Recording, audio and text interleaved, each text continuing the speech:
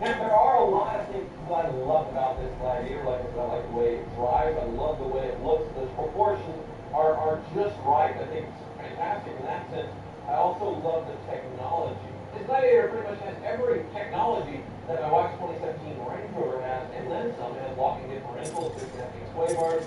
But what I like is how much easier it is to use. The Range Rover, when I turn the heated seats, I have to push a button and then toggle it through in the infotainment screen. Not the way with Gladiator. There's buttons for everything everywhere. There's plenty of shortcut buttons. But then if you want to use the touch screen, you can also use the touch screen. The camera system also is awesome. It's way better than the Range Rover and a lot of other off-road cameras. Very good. The technology in this thing is great. I also love the personality of these things. You put a lot of Easter eggs in these things that cater to enthusiasts. This truck was built. I really appreciate that. I just wish they put a little more enthusiasm in the engine with 285 horsepower. It's fine, but it's just not enough. That's the number one gripe that most people have with these.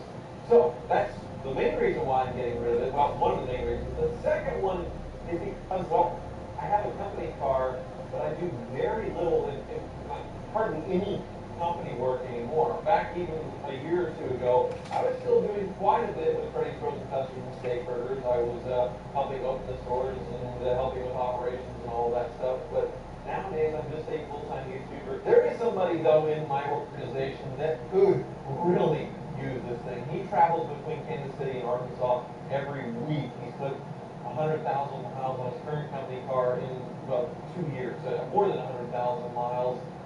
So he's due for an upgrade. I have no idea that he's upgrading. He currently got an AMC Acadia. It's getting up there in mileage, about time for retirement. He has no idea that he mentioned that he has some upcoming maintenance on his current company car, the GMC Acadia, that he'll need to get done if he's keeping it or if he's an upgrade. And that's what planted the idea in my head. He really deserves a decent upgrade considering how hard he's working tirelessly, traveling all over the Midwest, and he doesn't have to take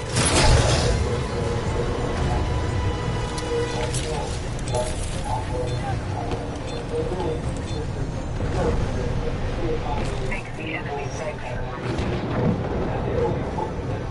What Gladiator will be able to do about 150, 200,000 miles, I know he will get there very quickly.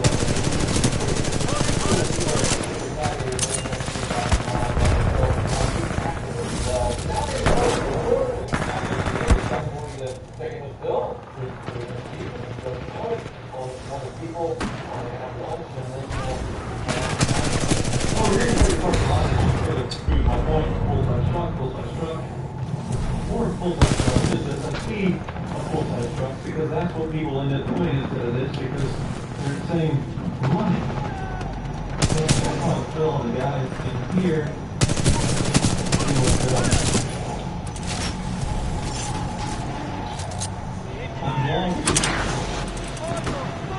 Let's go.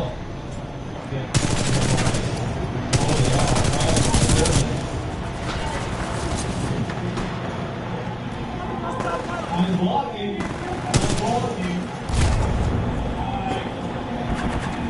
So the next band is Phil, JC, Cheeky. Find any hats on that shirt? I did. Just a bit. I can still do it.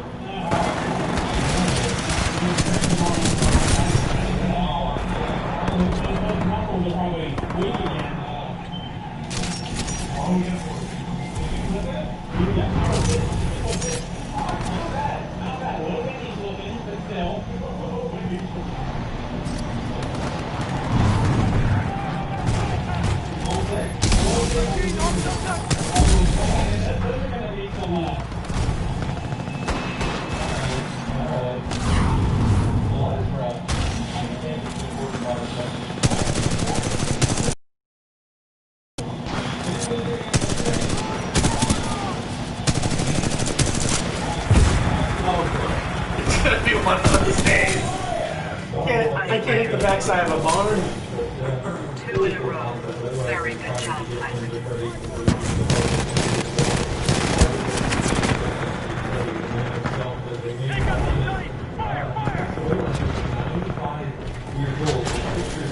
Gosh.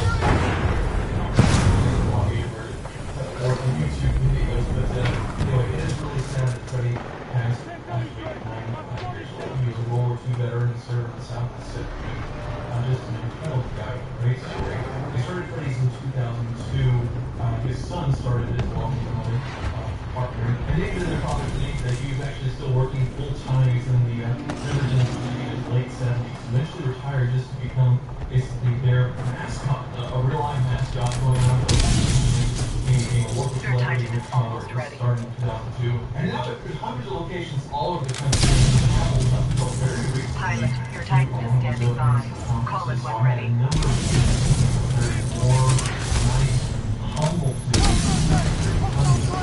Sounds like I'm doing.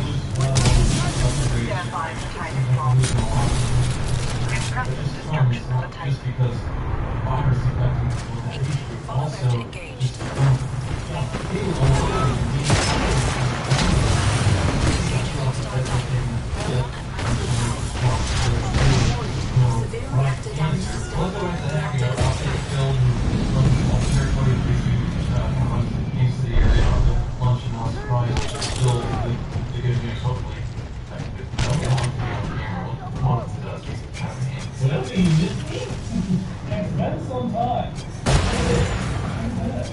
How many actual restaurants are supposed to be implemented?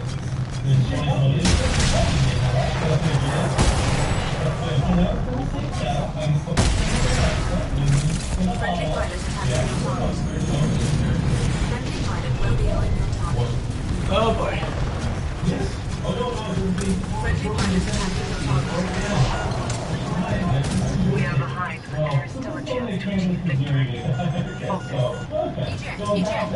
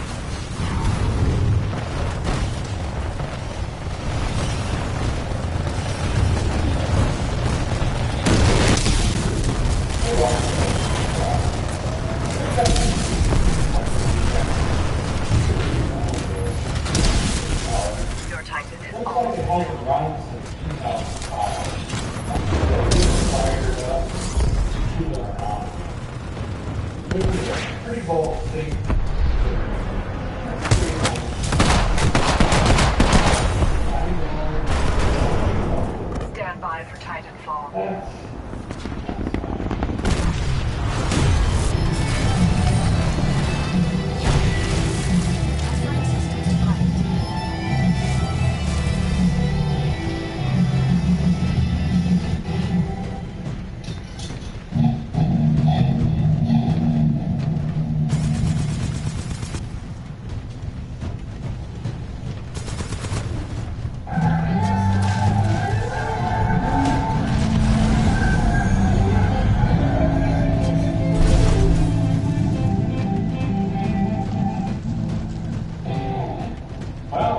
Curiosity is just biting on me right now.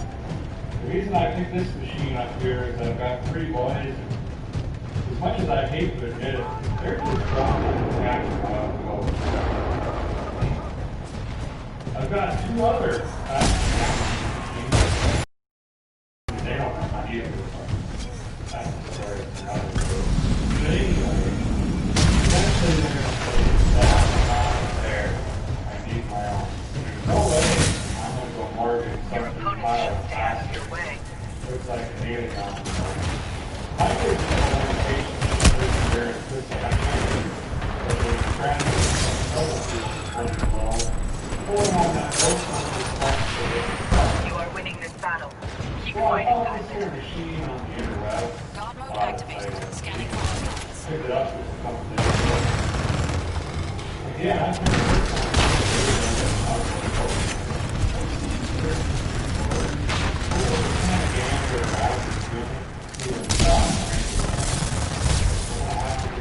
this Solid copy. Following your lead. Well, first things first, it's doing 6 Double kill. Well done, We've got a pilot. Minnesota Department. Moving in to engage enemy We Titan. got another I'm concerned if it's sitting on the trail, 15 minutes. I'm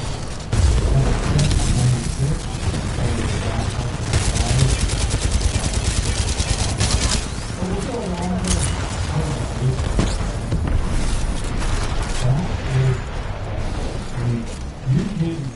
Engaging Titan. Aiming to destroy. God mode out. Follow mode engaged.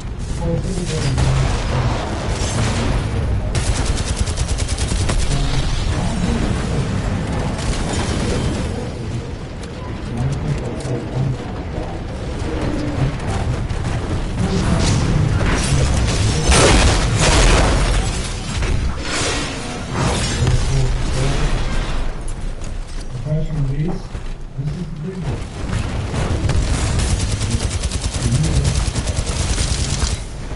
Here's Chaparral control, which is a super fancy way to say this is a joke.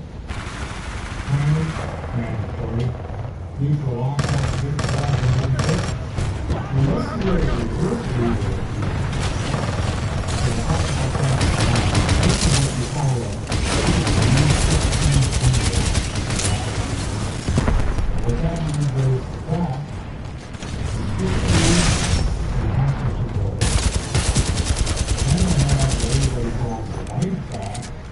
which is 2,000. And then you have 2,500, which is just only you know, the deal with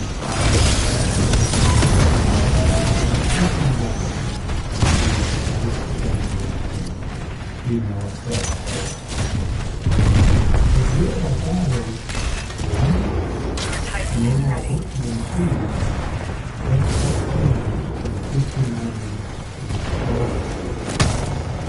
Titan is ready. The reason about this is the engine is really unique. Wait, patience, right? Look at this height. Stand by What for is this Titanfall.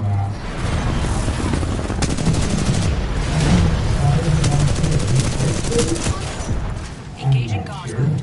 Plasma railgun charged. All the way out. It is good to have you back.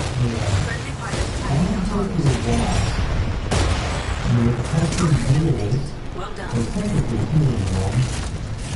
She comes back here. You are winning this battle. Keep fighting, pilot. So she's got constant exhaust, result back here. When you get forward, the glass comes up here, plus the heat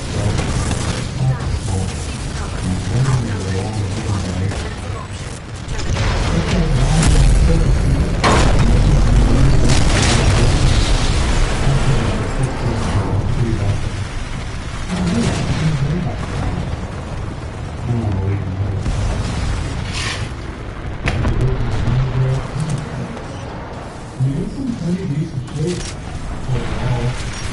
I really think it's fast a little bit, and I'm pretty confident it's fast.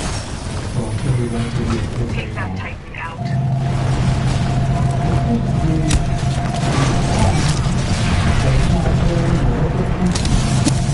Your Titan is almost available.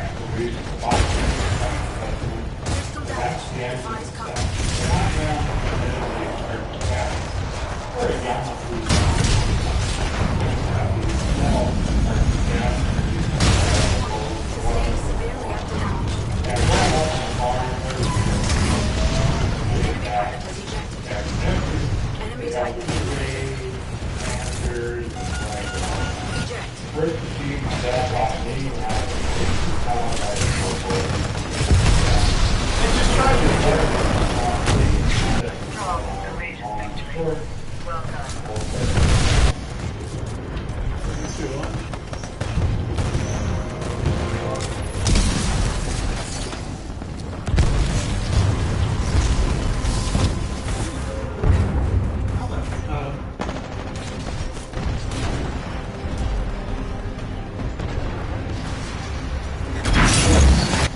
Today, I'm going to share with you 3 progressively voice-driven stories.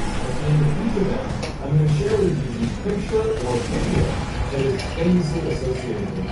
But before I get into today's stories, if you're a fan of these strange, dark, and mysterious, there is a story format in the right channel, which when all I do is after a brief bit, so that's listen to you, please after the light from you, and please after the light work there.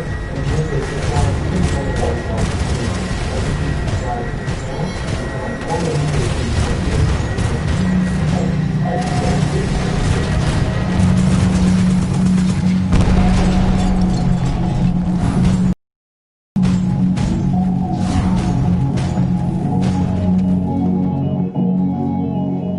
Following World War II, the Soviet Union began heavily into nuclear power. And by 1977, the V.I. Lenin nuclear power station located in Chernobyl, Ukraine was finally operational. The station itself was comprised of 4 reactors that were each labeled 1, 2, 3, and 4. On April 25, 1986, a group of very sleep-deprived plant workers began running a series of routine tests on nuclear reactors number 4. They were trying to see if the reactors could still be cooled even in the event of a complete power loss. But during the test, perhaps because they were sleep-deprived and just enjoyed doing it, they started cutting corners and violated a number of safety protocols that led to several surges of power inside of the reactor. This led to a chain reaction of explosions within reactor number 4 that culminated in a massive explosion that blew the lid off the building, exposing the reactor's core. It would take the Soviets 10 days to finally stop the fire that was raging inside of this exposed core, which meant for those 10 days, radiation on an unprecedented level was spewed into the environment by this fire. But even after the fire was controlled, you have all this radioactive material that needs to be properly disposed of. And so the Soviets started by using robots to go up and pick up these materials and dispose of them. But the robots were breaking down from the high levels of radiation. And so naturally the Soviets sent in groups of men to go pick up the material, and dozens of people died from radiation sickness. A few months after the explosion, the first steel sarcophagus was built around reactor number 4 to try to contain some of that radiation. But even with that protection, it's estimated that the area around Chernobyl will not be habitable for another 20,000 years. So as a result, the Soviet Union created what they call an exclusion zone, which is 19 miles all around Chernobyl that no one can go inside of. And so nature's kind of reclaimed this area that used to be a fairly bustling metropolis. 1 year after the disaster, Ukrainian containment crews finally broke into the steam corridor that was located underneath the molten remains of reactor number 4. And as soon as they stepped in, their radiation readers spiked all the way to the top. And so they know that whatever's the other end of this L-shaped hallway is something they did not want to be close to. And so they put a camera on a chair with wheels, and they pushed it down the hall to where it finally broke that corner and had a clear line of sight to the other end. And using a timer on the camera, they were able to take a picture of one of the single most dangerous things in the entire world. It became known as the elephant's foot. It was a molten pile of nuclear fuel and melted metal, sand, and concrete that all kind of converged and seeped through a pipe of steam and found its way into the basement. It was, and still is, emitting the equivalent level of radiation of 4.5 million chest x-rays every hour. Today, if you were to stand on the elephant's foot without proper equipment for 30 seconds, your cells would start to hemorrhage and become ill. You can die. At 2 minutes of exposure, you're definitely going to die. But not right away. You have 48 hours, and there's nothing you can do to stop it. You're 100% going to die. On October 31st, 2013, 4 mechanics were performing routine maintenance on a wind turbine in metal. In the early afternoon, all 4 of them were standing in front of the turbine itself, 2 on one end and 2 on another, and a small fire breaks out inside of the housing of the turbine right near where the fuel back into the house. Now, it's unclear what caused the fire, but it's speculated it was caused by the short circuit. The two engineers on this side of the turbine were able to jump over the fire, land in the stairwell, and run their way down to the city.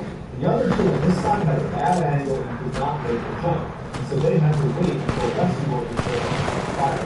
But wind turbines are usually in areas that are very full of radiation. They're huge and they're kind of eyesores.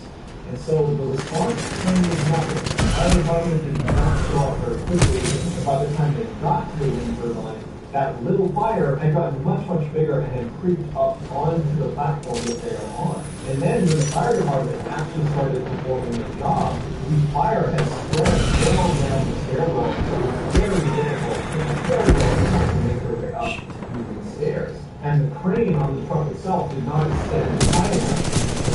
And two truck mechanics are watching this in real time. They're looking down, and they can see the fire department is not going to be able to reach us in time because the fire is now spreading and getting bigger and bigger and bigger and push the very edge of the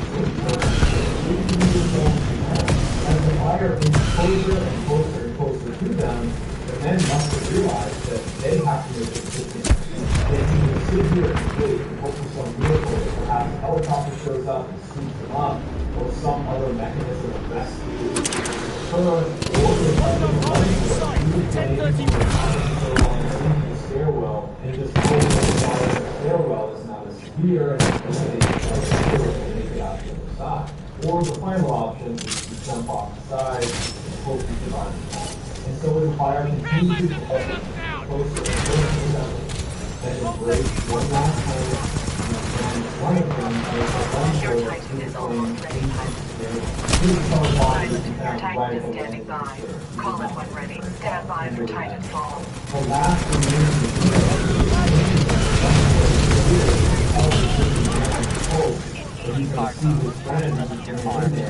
You are winning this battle. Keep fighting, Pilot. But the after a considerable amount of time, the fire is getting closer and closer. He knows his friend didn't make it. He's probably not wanting to suffer the fate that his friend did. This is a picture of the two mechanics racing for that final time. I'm sure at the time of this picture, they were aware that almost certainly they were not going to be out of the alive.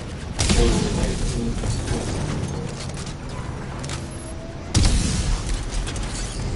In 2013, both children was a 14-year-old high school student going to school in Danvers, Massachusetts.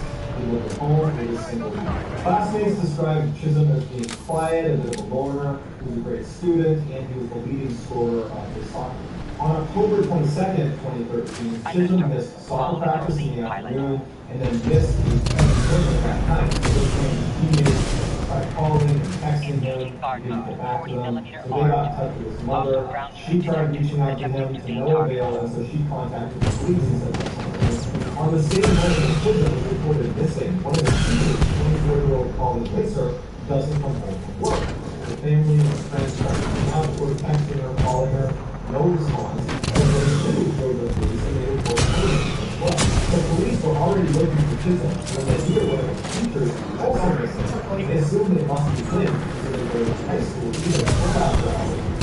They searched the high school and Chisholm was not there and they were but when they were looking in the girls' restroom that was right next to his birthday party, they found a small spot of blood. Even though at the time that they were claiming that this blood was connected to children and children, they decided to report all the security footage for about 24 hours that was looking into the direction of the fact. Starting the study starting at the 2:54 p.m. mark on October 22nd of the day. This is just good, so we're walking down the hall and towards the bathroom. This is Chisholm following this circle into the hall. He was hesitant, doesn't know what to do. He's thinking about following her. Something is he was back in the bathroom. He moves his turn on and walks down the hall towards the bathroom when he strips her. This is Chisholm entering the girls' bathroom with circuit clothes on. 11 minutes later, Chisholm would leave the bathroom. Miss Richardson would still be inside. Chisholm would leave school property, he would run outside, he would get a big recycling bin, and then he would wheel that back into the school, and then he'd go back into the bathroom with the recycling bin.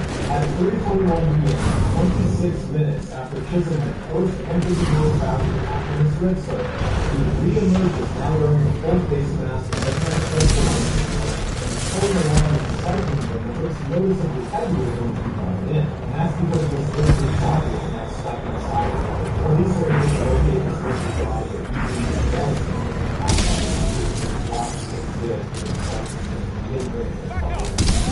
Police were able to quickly track Chisholm down and arrest him because as soon as he was done attacking the victim, he used the credit card to pay the police with his cash off the movie. He was on security cameras watching the movie, and the police were tracking his credit card because it was stolen, and they saw that he had swiped the card on his movie. He gets arrested, he's given arrested. Here's the footage of Chisholm leaving the girl's bathroom with his body inside of that recycling. His motives remain unclear, but he claims he was called a criminal because he really has fun. That's going to do it, guys. I hope you enjoyed the story. Let me know in the comments if you thought, and I will send you the best comments in the comment section. If you haven't done this already, please offer the like button so please after this share. If you visit around, click one of the like buttons. You don't have to subscribe to the channel, and all the notifications you'll miss anything from the podcast. If you want to get in touch with me, you can get messages on Instagram or Twitter. My username on both platforms is the same as John Volume 416. I also have a ton of content over on TikTok or YouTube. You know, these stories you got to submit it for subreddit. It's called Titanfall. I check them every day. This is a close battle. It can still be won. So whether it's via Instagram, Twitter, TikTok, Reddit, YouTube, Shit. combination, just know that I really appreciate your support. So next time, guys, I'll do it. See you.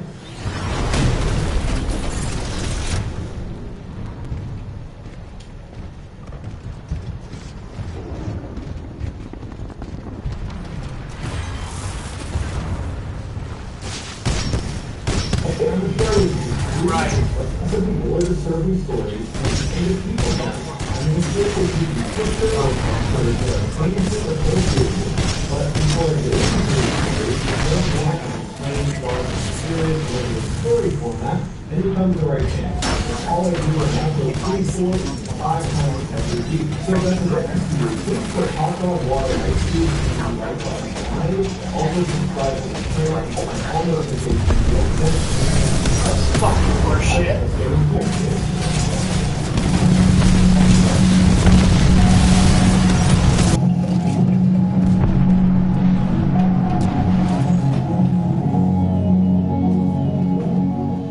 At 7:27 p.m., February 9th, 2004, a woman called the Grafton County Sheriff's Department to report a car accident.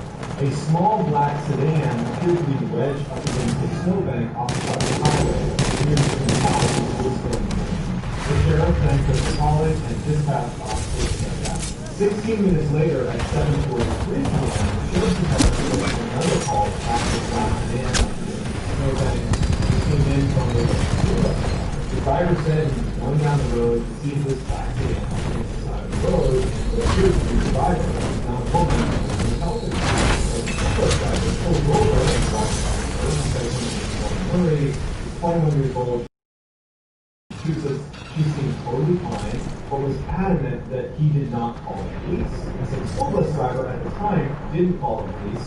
He kind of sized her up as seeming like she was okay. He said she was going to call for a tow truck. And so he left thinking she was going to be fine. I thought I think the scene, he probably didn't know what that was. The sheriff, however, was already about to call about 20 minutes. 3 minutes later, the officer who was originally dispatched to check out the black sedan shows up and there's a bin so the black sedan is here, but there's no girl in the box.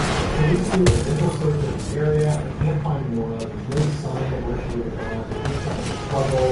They get touching more things. They get touching Nora and get touching so that night, they labeled Nora officially a missing person. On February 8th, the day before Nora was missing, she was very bothered. No red flag, there was no clear scratches on the lights, there was just huge storm. The next morning when she gets up on February 9th, she finds out that all of the classes that go well, gets up, they go to emailed all of the professors and all of the work supervisor, all of them that went to the death. We are barely winning this battle. Family members would say that they made that mistake.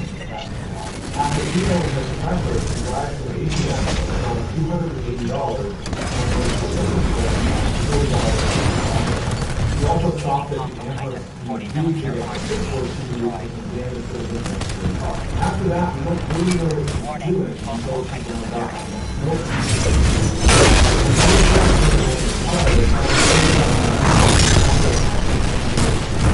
Central American show, Laura had placed the call for one of the owners of the condo. But Laura had not indicated to anyone in her life that she was looking to own the condo in Berlin. Nor had she indicated to anyone that she might be traveling for a month for any reason. When they searched her dorm room, all of her belongings had been packed and delivered and meticulously clean. It was clear that she was getting ready to leave the dorm. This is the thing. After so recent, impossible belongings in the dorm room with the price on really to the boyfriend, detailed all of their relationship issues. It wasn't good that no, but it was definitely something close. Most of the belongings about the in the dorm room all packed up. Cell phones, debit cards, and credit cards were all missing. However, they were never used after the day she was missing. 6 days after Moore went missing, a massive search was conducted around the country. 20 square miles, they had helicopters, they sent stuff rocket hundreds of people around.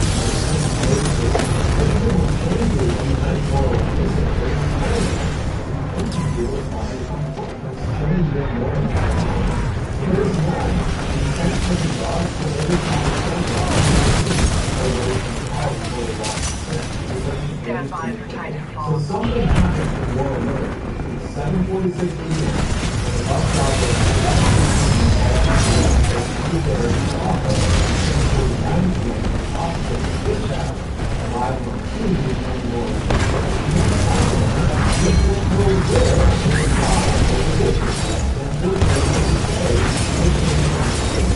Here's the final picture of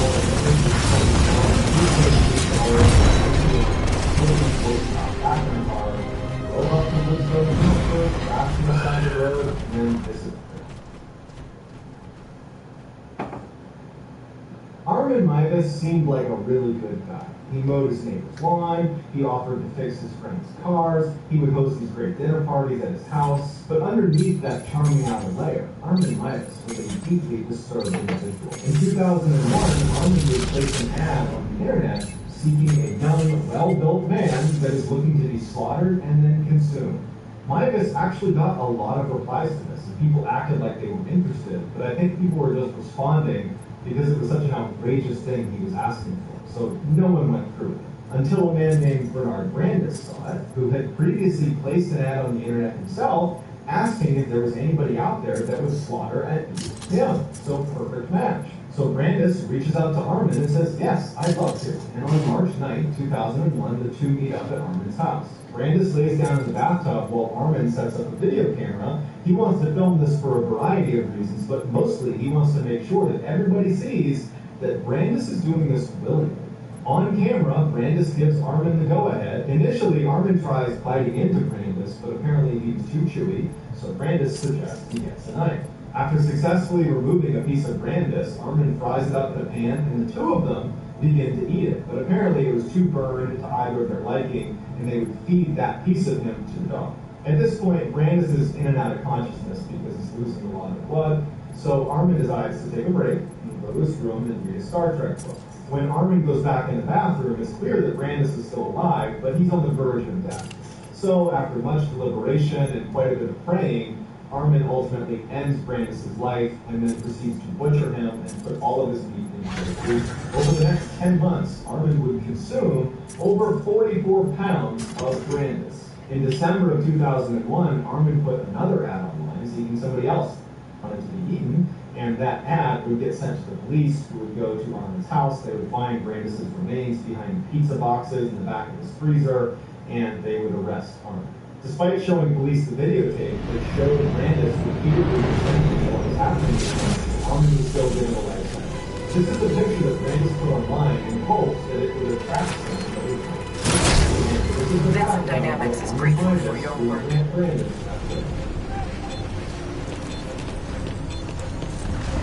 A disaster began to quietly Take the enemy sector under on siege. April 16, 2002.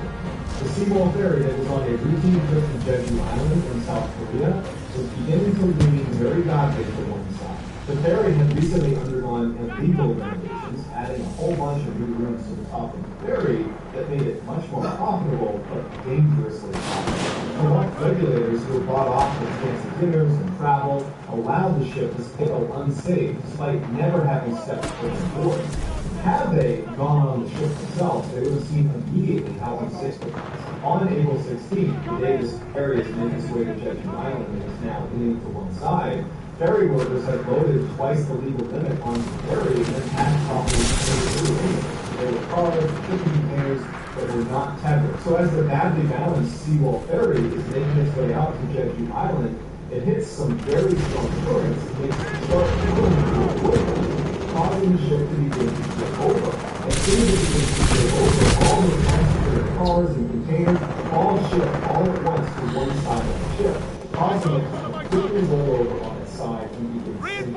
On board were 476 passengers, of which 325 were high school students on a school trip. As soon as the ship comes to rest on the side,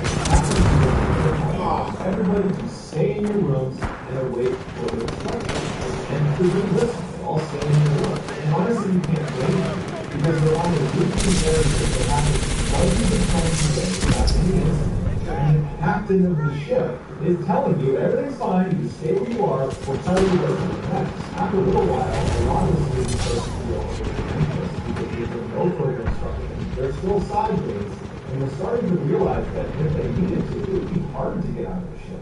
A lot of them were way into the bowels of the ship, and they would literally be flying up and out of the ship. The student actually called the authorities and said, hey, I think the ship I'm on is sinking. The authorities had heard of it, because the captain and the crew of the ship were just totally crippled and could not make a decision. And they did take all the time, and they came back to the people and instead were just frozen in terror. There would be over 20 calls from students pleading the authorities to come save them, because now they know the ship is sinking, because they can hear the sound of water rushing into the ship, and it's just a matter of time before it reaches. Finally, almost an hour after the ship had originally keeled over to the side, it issued the evacuation of the ship. But at this point, water's already getting into the apartments where the students are supposed to stay. And students aren't able to leave, and this is panic to get out of the ship. The evacuation of the water is already in place. One person who survived, who had left early to disobey the same room with her, they had climbed to the top of the ship, which was really the side of the ship, and they were looking down into the ship through a hallway.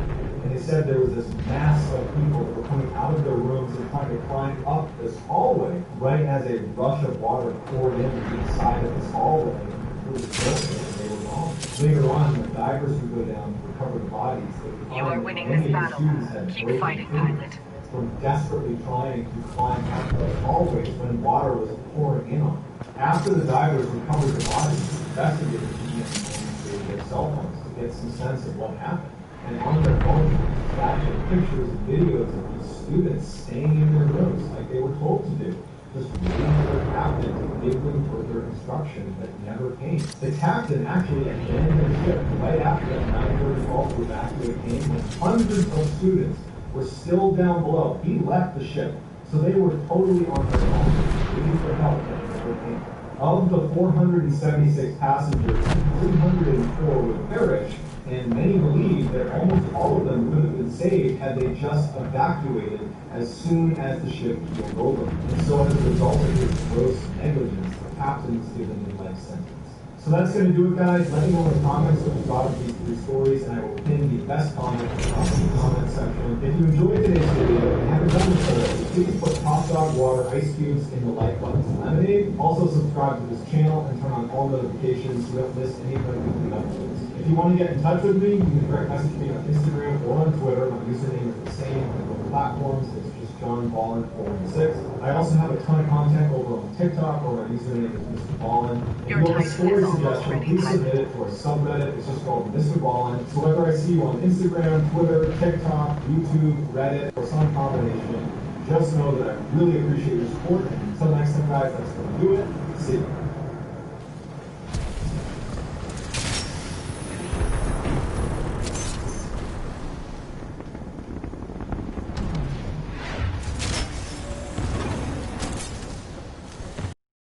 Today, I'm going to share with you 3 progressively more disturbing stories, and at the end of each of them, I'm going to share with you the picture or pictures that are famously associated with them. But before I get into today's stories, if you're a fan of the strange, dark, and mysterious delivered in story format, then you come to the right channel, because that's all I do, and I upload 3, 4, even 5 times every week. So if that's an interest to you, please stick with it and back to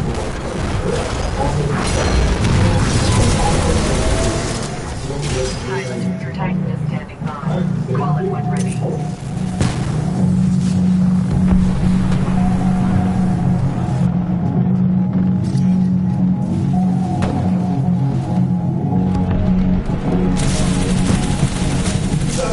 The United States government decided it was time to decommission the old frigate. 2 down. Keep it going, pilot. In order for workers to be able to access the underside of the ship, Your Titan is ready. which meant the ship would basically violate the special. You are winning this battle. Keep fighting. Just behind it, and the ship would be back wooden block. In the water, and workers would get under control and could access every part of the ship. It's important to note for this story that when the ship is in dry dock, everyone is one way to the dock. Besides that, there is nowhere else for you to get to the ship. And if for some reason you really wanted to get on, you could use the manual. You could in theory try to run and leap from the dock to the ship. The first dimension is after all the way around. If you try to jump, if you were successful at grabbing onto the ship, you would fall multiple stories and probably to your death because there's no water in the dry dock. So this old frigate ship that was being decommissioned was officially dry docked in July 2014. The first group of people that went on board the ship to begin dismantling it were military personnel. They were in charge of removing all of the sensitive things for civilians to access. The military personnel begin to wrap up. It's getting late in the day, and they call the foreman because all of the civilian work that was going on and finishing this decommissioning of the ship. They go to the foreman and they say, hey, it's done, we're wrapped up for the night, your workers are good to go, they get on to the farm. The foreman would send a message to the boss that night, let them know that they were on track to start work the next day. The boss would respond and say, hey, can you go on there tonight and take pictures of all the different workstations so we know how many people that we can place in different sections of the ship. So the foreman walked on the ship and proceeded to take hundreds of pictures all over the inside of the ship. Now, the ship itself was pitch black inside, over 6 feet, and it was nice. He had a flashlight the whole time. But whenever he took a picture, he would turn the flashlight off and use the flashlight for one track, which was actual flashlight. So all night he's going into this, taking all the pictures, and at some point he realizes he's going back to everything he did, so he leaves to go back to the office. His boss wrote back almost immediately and just said, now the foreman has no idea what he's talking about. He's just in the ship by himself for a couple hours and did nothing. So he needs to do that again to make sure he said it. If you see what his boss is actually past, here's this guy clearly punching an axe in a hallway that he was just in. And he was research, the foreman is looking at where the kid is sitting. And relatively early on in his story. And he had gotten past the exact area where this guy is posting his axe. The whole time he was down there, this guy with an axe was there working. They were using his work because he was using directly at the camp for one entry out of the ship. From the time before the back, no one actually left. They don't know how he got on. You are winning this battle. Keep fighting.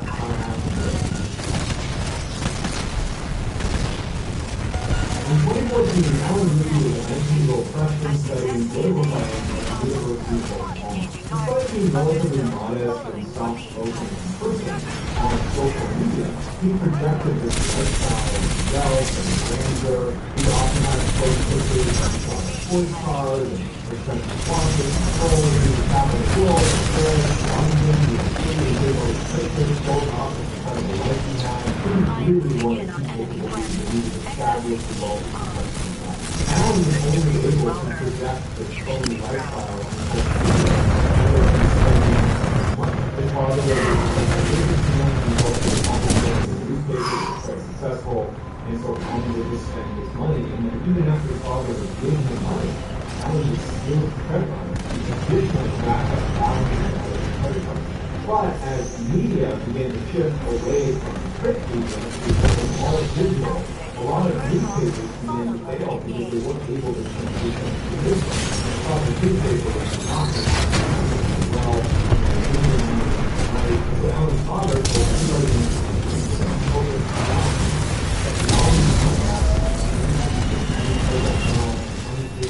Your best bet is to stop their evacuation.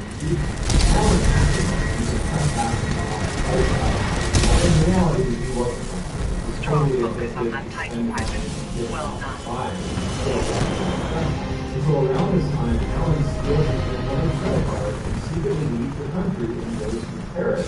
He has this vacation on the phone, he's taking these pictures in front of the Eiffel Tower, he's spending all this money, and his father finds out that he's stolen his credit card, and he's furious. And instead of waiting for Alan to come home and saying, don't do that again, he decides he's going to send him a message that he can remember. He calls the police. Alan gets charged with theft, he pleads guilty, and he has to go before a judge who sees that he has no criminal record, and he says that he should pay back all the money he spent to his grandmother, and he should go through the program to sort of break this habit of yours and stop spending all this money. After Alan leaves court, his father felt like he finally got the message. It seemed like it had finally gotten through to him that this was a really big problem, and he felt like he made the right decision in calling the police. But in reality, Alan hadn't changed at all. As soon as he got back from court, he was stealing from people outside of the family, he was taking loans from loan sharks, all of this just to keep up with his phony appearance he portrayed on social media. On October 9th, 2014, Alan owed $3,000 to a particular loan shark and had no way of paying it back. So instead of asking his parents for money, which for him would have been too embarrassing, he decides the best course of action is to kill his entire family. And so he strolls into his home and he shoots his mom dead, he shoots his sister dead, then he waits for his dad to come home and he shoots him dead. Because his big plan is with his whole family gone, he's going to become the sole heir to the family's estate, and that will be enough money to not only pay off this $3,000 debt, but have a little left over so he can go on vacation to Paris. So after he's committed this horrible crime, he leaves his family later out. He goes and takes the surveillance footage inside the house. He takes the DVD out, takes the murder weapon, leaves the house, chucks the DVD and the weapon into a lake, and proceeds to drive to Dallas, where he checks into a very fancy hotel and meets up with friends and parties the whole weekend. His friends that were with him that weekend would later tell investigators that Alan seemed totally normal. There was no red flags, there was no indication that anything was wrong. He was just laughing it up and having a great time the whole weekend. The following Monday, when Alan's father was to work, the police arrived to go to the house and find the room. Some police went out and got Alan and brought him back to the station to chat with him and tell him what happened and see if he knew anything. His sad reaction to the things that actually ceased was apparently so insincere that officers almost immediately assumed that he was probably right. Ultimately, Alan was confessed and prosecuted on the but Alan's remaining living family members actually said, up to the death penalty, we don't want to risk that not happening. We want to see justice served right now. Can we create a plea agreement where he gets life in jail, but there's absolutely no way for him to get parole, no matter how good his behavior is, no matter how old he is, no matter what, he can ever get out of jail. And so they did. They did that agreement. They did it to Alan's son, he signed it, and as they're walking out of the courtroom, the family members just that they thought I was going to control. This is a picture of Alan uploaded to his Instagram account just hours after killing his entire family. They're all lying on the ground in his house at the time this picture was He's in his fancy hotel room with his friends, and the caption reads, "College wouldn't be half as fun without these two people. Hashtag best friends." One night in the early 1950s, a little boy named Issei Sagawa was having this dream where he and his brother would be boiled alive. Sagawa said to the boy, "Watch," he immediately began fantasizing about what it would be like to be on the other side of that. To be on the outside is sitting inside of the pot. You're boiling it, you're going to eat. He became totally obsessed with the idea of eating another person.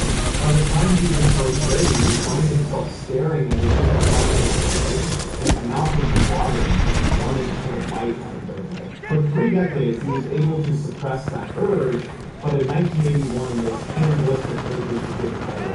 One summer day while he was in Tokyo, he saw this woman that he wanted to eat. He couldn't help himself, and so he began following her down the road, and he saw her go into her apartment. He waited for a minute, and then went back and finally came to visit her. And when he got inside, he was asleep. He had himself a plan for what he was going to do when he was inside. So he's just standing there thinking, well, now how am I going to do it? What am I going to do next?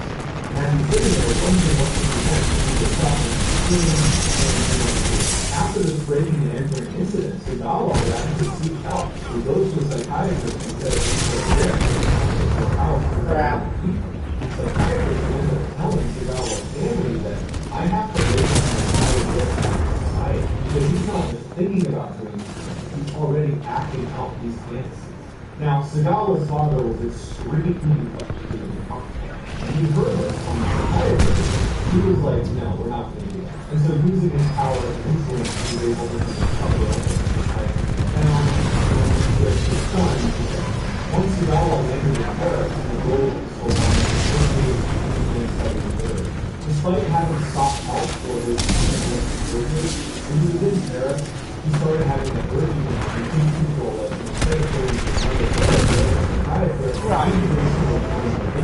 Sagawa considered himself weak and ugly, and so he was actually looking for a tall, beautiful Western man so he could absorb their energy and somehow become a good and organized. And so he began looking around Paris for tall, beautiful women that he could potentially meet, but no one seemed like a good fit until he met Renee Hartman. Renee was a tall, beautiful, 25-year-old college student who was going to school with Sagawa as his father. In order to get close to her, Sagawa would ask his father if he would give him some money so he could hire Renee to be his personal tutor. His father gave him money, Sagawa hired Renee, and they struck up this working relationship. And over time, Sagawa was obsessed with Renee, they would become friends, and at some point he asked Renee to actually come over to his apartment, something they had not done yet. And she's sitting in his apartment with her back turned to him. He leaves the room and comes back with a rifle, and he tries to fire it, but it jams. And she hasn't heard him do this. And so he's standing there, Your Titan is ready, pilot. Standing by for your call. And he just puts the weapon away and comes back out, and that's what has happened. And he's sitting there wondering, We are behind, but but at there's the end still of a the night, chance when to she achieve finally victory. left, he decides, you know what, I've got to go through with this. I have to eat. The next night he gets Stand by the for again, Titanfall. he gets the rifle out, and he's sitting with the back. Maybe for an instant, he felt really bad and thought, maybe I should call an ambulance. Then he stopped himself and said, you've waited so long for this. You've got to just go through it. He immediately tried to take a bite out of it, but it was too difficult and unpalatable. So he calmly leaves his apartment, goes to the store, he gets a raid, he comes back, and he's able to begin removing pieces of the mace. Over the next 2 days, Sagawa would be posting and get a picture of himself dressed in when he finally got home, he left a couple pieces still in his freezer, but put the rest of her in a suitcase and went to dump her in the lake. But as he was wheeling these heavy suitcases around town, people saw them, and it just drew a lot of suspicion. At some point, someone went to call the police, they'd show up, they asked him what's inside the suitcase, they opened it up. When questioned about it, he just said, I killed him. Sagawa awaited trial for 2 years in prison. When the judge read the details of his crime, he was so crazy and outrageous that the judge decided there's no way he can have a conversation. So he was innocent. He was ordered to go to a mental institution where he would be held indefinitely. Shortly after that, the French deported Sagawa back to Japan, where they expected him to remain in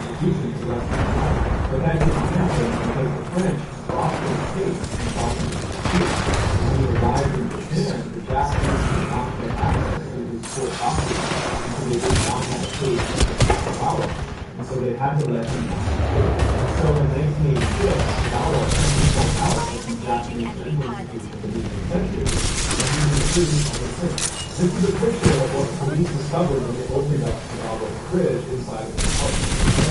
This is a picture of his kitchen inside of the apartment, where you can clearly see plates and different utensils that were all used. This is a picture of the suitcase that Yamaha was lugging around that police showed up and asked him to open and found Renee inside it. And this is Sagawa today, walking freely in Tokyo, even though he blatantly killed and ate someone and openly admits to it. And has even profited off it. He's written books that can feature on TV shows. He's even been called in to be a food critic. But what's even more horrifying is that Sagawa openly says that before he died, he's going to he can't live with himself unless he thinks that he's worthy of I'm just going to do it, guys. I hope you enjoyed today's stories. Let me know in the comments what you thought. And I will change the chat comment at the top of the comment section. If you haven't done this already, if you enjoyed today's video, please put a sticky note on the back of the like button shirt. Also, please subscribe to the channel and all the other videos. If you want to help with me, you can just message me on Instagram or Twitter, and you can make it on both platforms. You're winning the top 5 pilot. Focus, fight, and win. Great takedown of the Titan.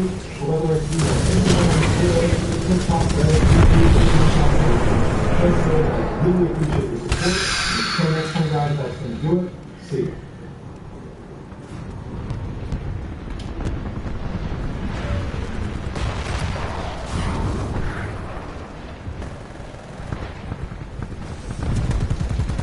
Today, I'm going to share with you 3 progressively golden silver stories, and at the end of each of them, I'm going to share with you the picture that is famously associated with them. But before I get into today's stories, if you're a fan of these strange, dark, and mysterious, delivered in story format, then you come to the right channel, because that's all I do, and I upload 3, 4, even 5 times a week. So if that's of interest to you, please take 3 things and label them 1, 2, and 4, and release them on the like button's property. Also subscribe to this channel and turn on all notifications so you don't miss anything. As we get into today's stories.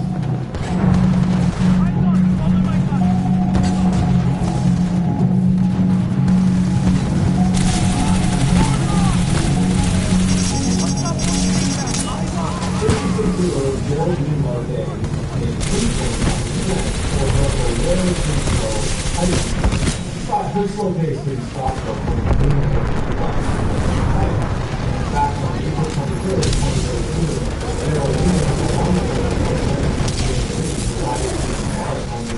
20,000 mile round flight. Apparently, because of about 48 years, his name was Solar, he planned to drive ahead of the plane. He was in the top for 1,000 mile round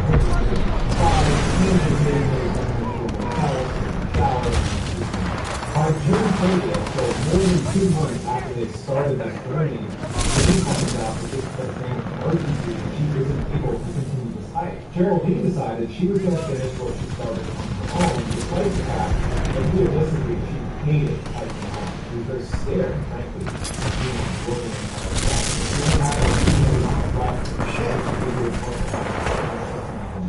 Later, Jamie told investigators that she left the trail to handle this family emergency. She felt that Geraldine was a little bit in over her head. You have killed your nemesis. Do well, Stand by for Titanfall. she still had 2 months on, We are barely but winning Jane this had battle, too much going on in her life and just Let's didn't finish.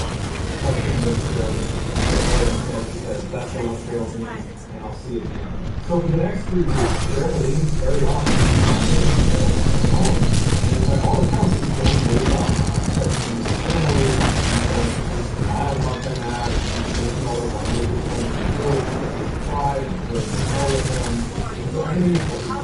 Then on July 22nd, Geraldine sent a text message to George saying that she thinks she's in trouble, that she's back in jail and she's lost. And she asked him to call the operation control. He said, I will tell me. The problem was, Geraldine couldn't get the text message. So she began to off the higher ground. The fire so we got still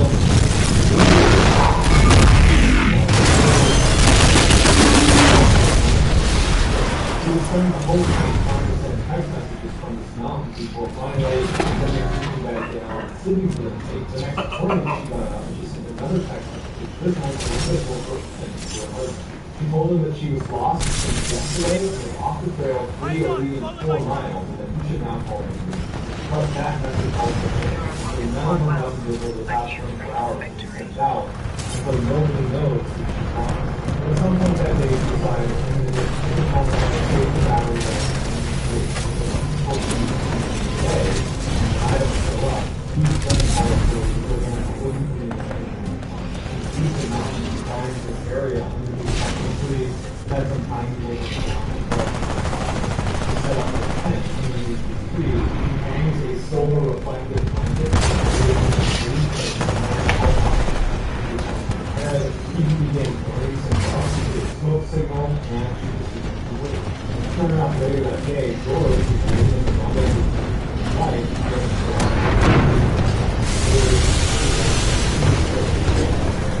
tragically, Carol Green was actually only about a mile and 2 miles off of her. She was not far from the sea because it was so densely forested she had no way along the travel. The only voices were huge feet and huge birds, helicopters, planes, horseback, hundreds of thousands of people in the area. They didn't find her. They might have come very close to her without knowing it, but again, because it was so densely forested, they never linked up. So on August 4th, about 2 weeks into this big search, they end up scaling it back and say, sorry, but we can't find her. The whole time this is going on, Geraldine stays at her campsite. She doesn't go anywhere. She figures this is my best chance to survive. And she's staying very positive. She has this journal that every day she's writing inside of it and daily observation, and she'd also write letters to her family. All of these messages were incredibly positive. She was very much expecting to be rescued and would have this great story to tell. But as days went on and no one was finding her, you could tell in her writing that she had come to terms with the reality that she was not going to make it out of here alive. And so before she died, she wrote this beautiful message to her husband and to her daughter. When you find my body, please call my husband George and my daughter Carrie.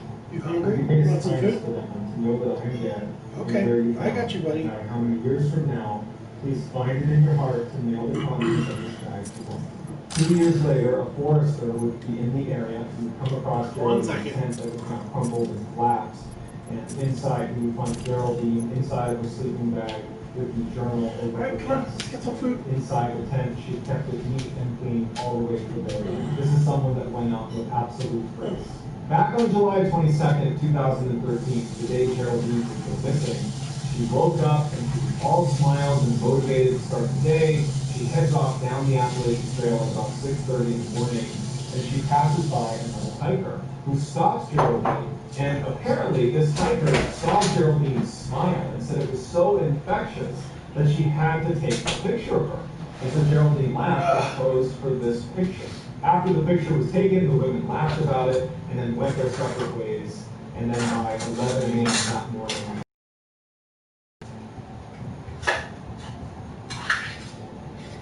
on August 20th, 1989, Eric and Lyle Menendez returned home to their family's mansion in Beverly Hills and knew right away something was wrong. The driveway gate was unlocked, and then they went to their front door and it was already open. They pushed the door open and cautiously walked inside and saw there was blood on the ground and looked in their TV room, and there, slouched against the couch, was their father, host Pepe, and mother, Kitty, both been executed.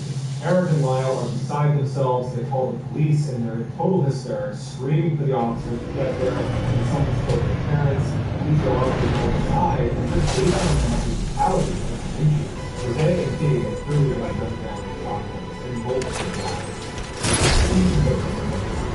Totally destroyed. The police, because of that, assumed this has got to be a monster. There is some real aggression. This is not an act. Think the enemy thinks. The police immediately turned to Jose's business, who was the CEO of this very prominent media company, making millions and millions of dollars. He was very well connected and figured that somewhere in the business was responsible for that outcome that was happening.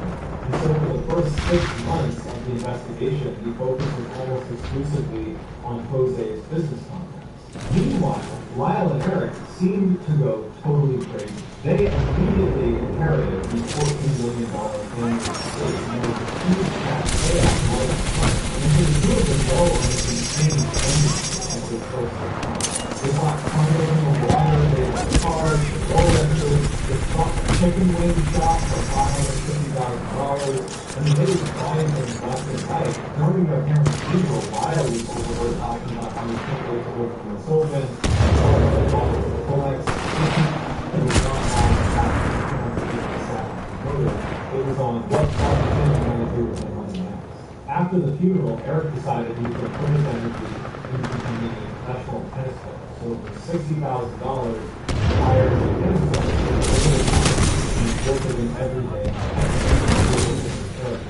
Double kill. Well done, That was pilot. both. And Lyle had those good times building a team of people who also companies in New York. But in addition to spending tons of money on their respective career interests, the brothers were also going to therapy. 2 in a row. And during Very one good of job, their pilot. discussions, Eric was telling the therapist that my brother actually killed him. Eric truly believed that he was able to talk to therapist. Totally confidential. But what Eric wasn't thinking was the therapist's assistant was outside the door walking by and overheard Eric say, and she would tell the police would confront Eric as well as during their confession, Wow, what a nice spot. investigators that on August 18th, they found two shotguns in a stored in the home. The next day, on August 19th, the brothers and their mom and dad go out on a fishing trip together the whole day. Last August 20th, two brothers and their shotguns. They walk in and fire 15 shots into their parents'. Afterwards, the brothers return to the shotguns and go Pilot, you almost had your flight. Keep fighting. over and go back to the mansion, knowing exactly what they're going to find. They go in and they put up this big performance. Someone killed our parents! But it was all a lie because they killed their parents for them only violated their life sentences and were sent to separate prisons, but actually just recently they were reunited. 30 years after their time, God interconnected NBA trading post and grew into stars, and he came across the market in 1995. In the background of the picture, sitting courtside, is none other than Eric and Lyle Menendez. During that 6-month crazy spending spree, after they had murdered their parents, they go around buying up wherever they wanted, and they had bought courtside tickets to that particular game after the beat of Welcome back. Known as the Grizzly Man, Timothy Treadwell was, above all else, a huge bear enthusiast. His passion for these creatures led to his passion for environmentalism and his action in children, something with grizzly bears as top-line. And so starting in the late 1980s, Treadwell began going to Batman and filming all of his drawings. During the first half of the summer, Treadwell was raised in the grizzly all the grizzly bears seem to just be buried in the area, kind of grizzly land. They didn't occupy it all, which Treadwell and his walk on very close to during the second half of the summer, You are winning this battle. Keep fighting. area called Avenue. There was a much more densely forested area with trails. Treadwell, you got to get right out of the road. Some of the bears out there. We refer to this area as the Treadwell was all really bad for people on Catman Park because he's very reckless about how he admire your moves, They pilot. are big, wild predators. He gets right up close and in their personal space. Every time he was just rolling the back. Treadwell believes he was taking everything That pilot is and not what he was doing in space. But Treadwell has found very space he felt so much and that Your opponents should stay out of their way. That's high focus no threat to you. Into their environment. Normally, whenever Treadwell went to Alaska for the summer, he would go alone. But at the end of the summer, in October 2008, normally, Timothy would leave Alaska in October, when the Grizzlies become more aggressive, because they're trying to eat as much food as they can before going to hibernation. Timothy decides that instead of leaving, he's going to extend his stay one more week, and he's going to fly his girlfriend into Alaska to spend that week with him. Friends and family did not think this was a good idea, but Timothy decided, I know these animals better than anybody else. They are not going first. So he flies into the inn and they set up camp along Grizzly Trail inside of the inn. Neither of them were carrying a weapon or bear repellent. A week later, when the pilot returned, he thought Timothy was angry. He looked up the hill and he clearly seen the campsite was not there. They did not pack up yet, they were not down at the shoreline. They decided something because the lost up the boat was today, and then on the hill, he sees there's a huge baby there, pacing around as if guarding his prey into the campsite. The grizzly sees the pilot, makes a move as if he's going to run towards him. The pilot turns, runs back to his plane, come on about it. The all-star ranger that alerts them, interestingly, is in the middle of the camp. And the park rangers finally arrive, and people are their remains were scattered all around the campsite. It's clear that the grizzly bear was more than one grizzly bear had absolutely conviction. However, this wasn't even a horrifying part of it. So, as the body was taken away, and the You're winning this battle. Keep fighting, Tyler. at first, when they played,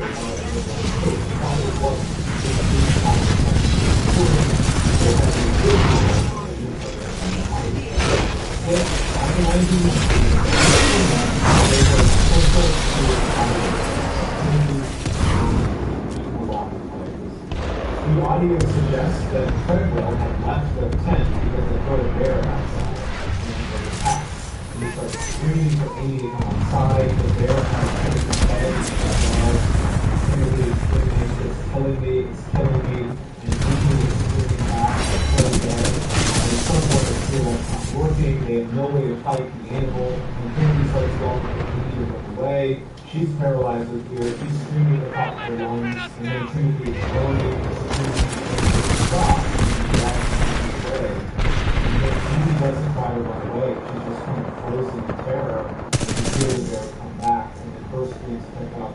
And then this is the last picture of Timothy and Amy taken alive. It was taken right after Amy had landed in Alaska. And they were made out there for a few days in cold. So that's going to do, guys. I hope you enjoyed the story. Let me know what you thought about them in the comments, and I'll pin you that comment at the top of the section. If you enjoyed today's video and you haven't done this already, please pick out 3 pigs and label them 1, 2, and 4, and then release them on the like button property. Also subscribe to the channel.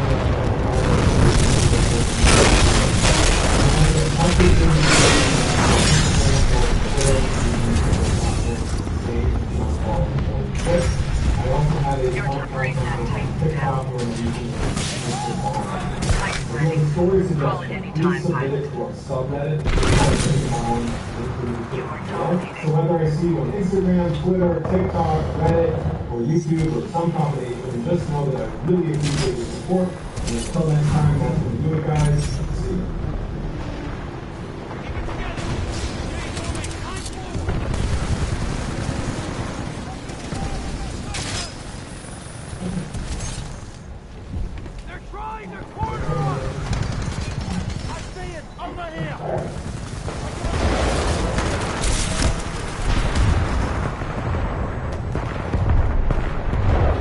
Pilot, your Titan is standing by. Call it when ready.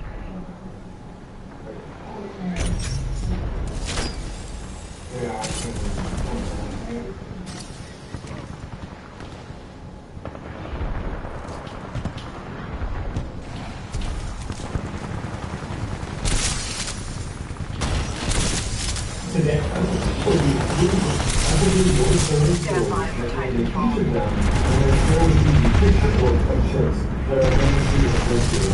But before we get into today's stories, if you're a fan of the strange, dark, and mysterious driven story format, you've come to the right channel for all of you on number 3, 4, and 5 times every week. So if that's an interest to you, please rate from the like button to be taking the shower, and then of course support us. Also subscribe to this channel and turn on all notifications so you don't miss anything available.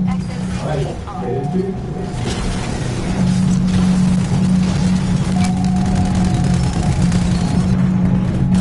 I am engaging a hostile Titan. XO-16 armed to kill. Crimson Dynamics appreciates your sense of worthwhile.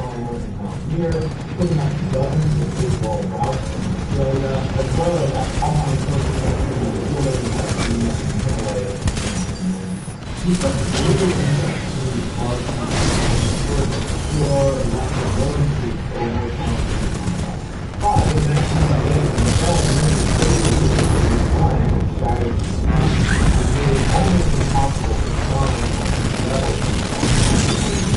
this industry that continues to be wow. They ultimately found this streamline passion that you didn't even know about. That was sea kayak. Because of kayaking, he was physically required to use his legs, and so he was able to continue the physical image of his mental and and hopefully very quickly he managed to conquer all of the most difficult open ocean kayaking all around Australia and New Zealand. To the point where he had done all of it. Only one he had not done was the Titan sea.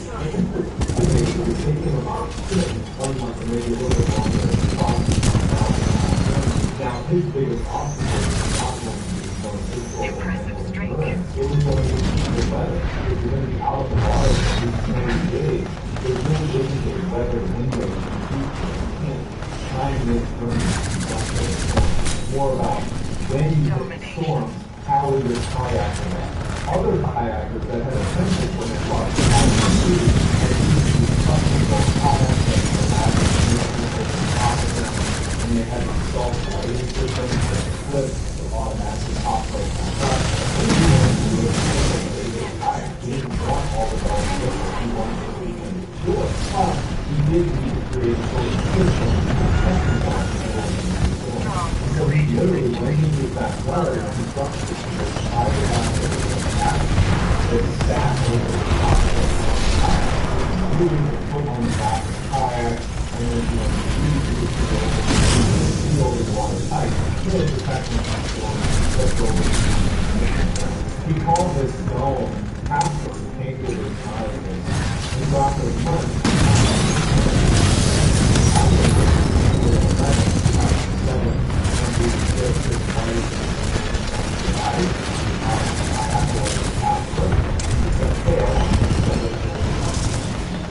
For the first 2 thirds of the trip, it seemed to be going extremely well. Andrew was checking in regularly on the radio. We had food and water, his kayak was holding up, Casper was holding up great at night, so he was able to get some sleep. But he was back to work.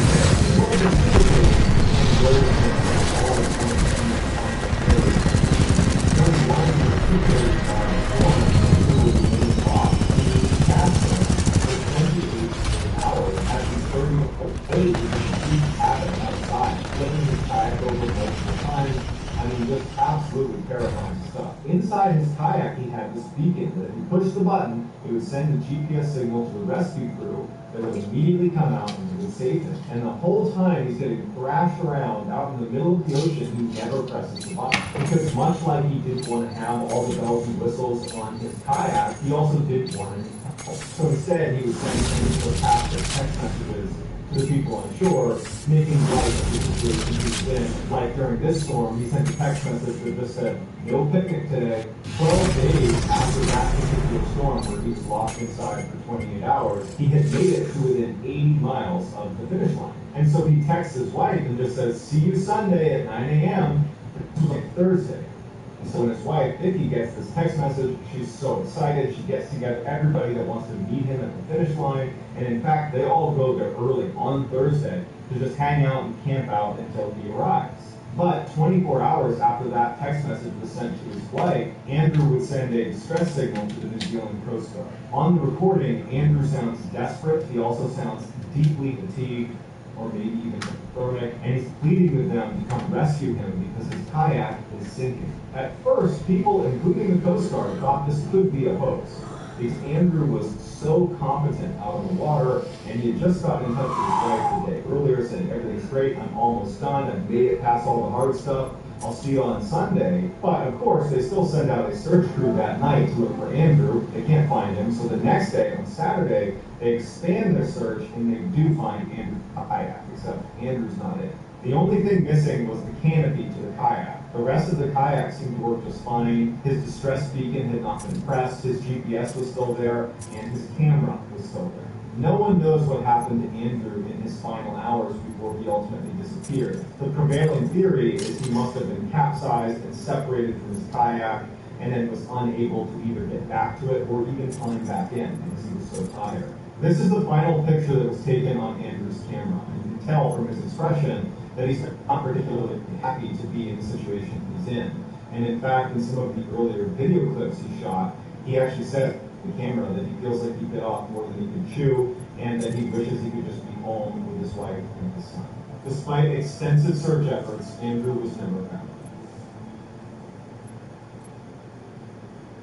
In 2005, Addie called at Zach Bowen when they were both bartending in New Orleans. Addie liked to give Zach a really hard time and kind of played the mean girl as her way of flirting with him. But really what she was doing is testing Zach to see if he could put up with her, because she had a mean streak. She would have these crazy, angry outbursts and would yell and scream at people around her, and then she'd turn it off just like that. And she needed to make sure that he could put up with her. Zach, it would turn out, had his own mean streak, his own angry outbursts. And so in many ways, they were very similar. Many of Zach and Addie's friends from them in those first few weeks they were together did not think this relationship would last very long because of how often they fought with each other.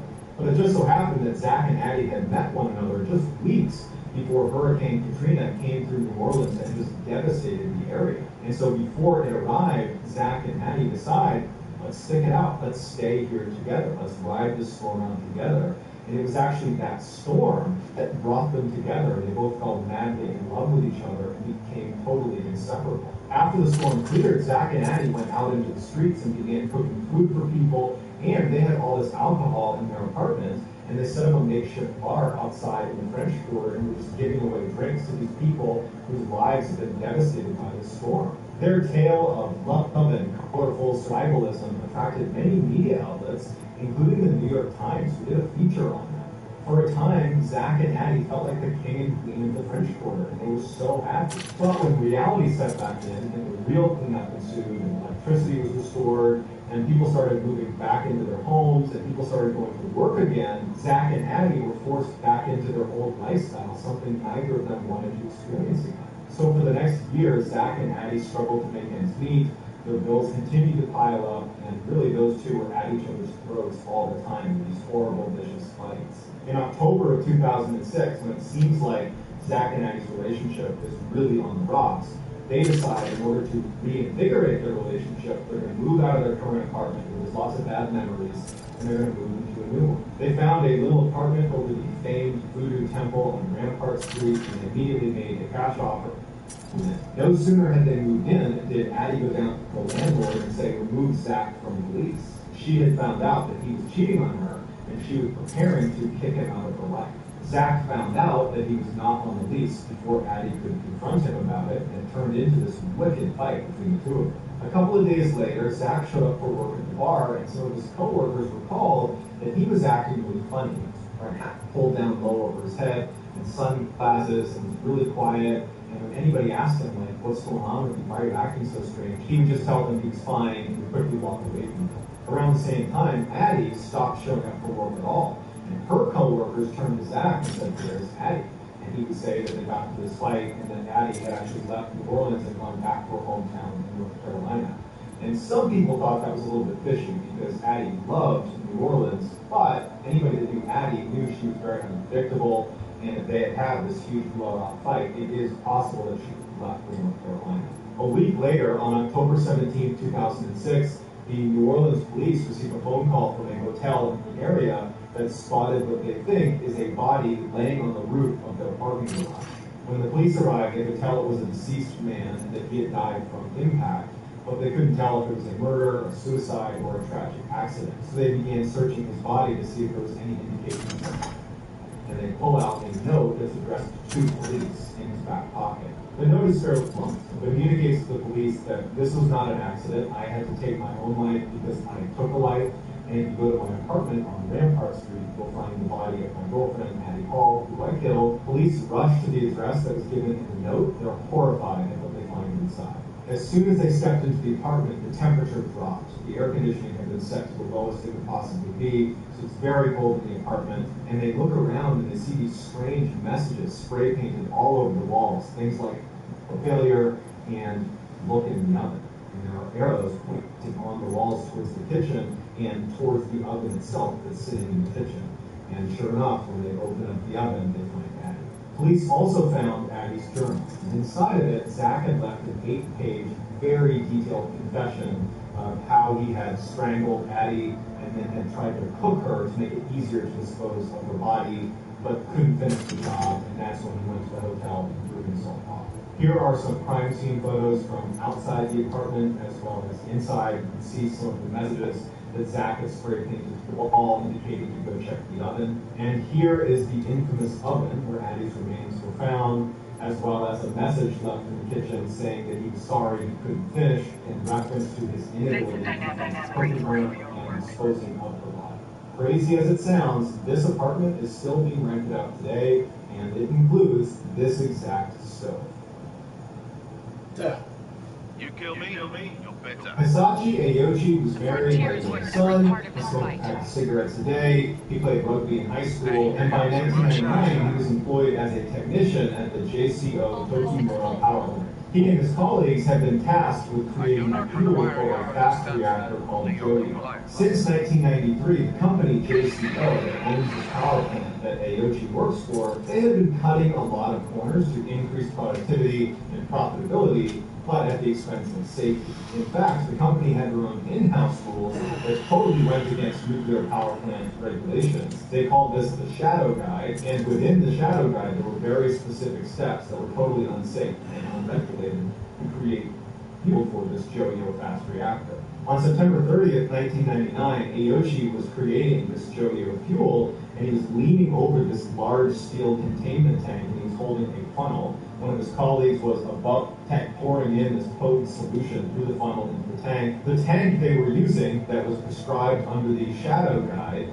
was not actually designed to hold the amount of radioactive materials that were being put inside of it. And so as Ayoshi and his colleague are creating this mixture, a very dangerous event occurred known as criticality.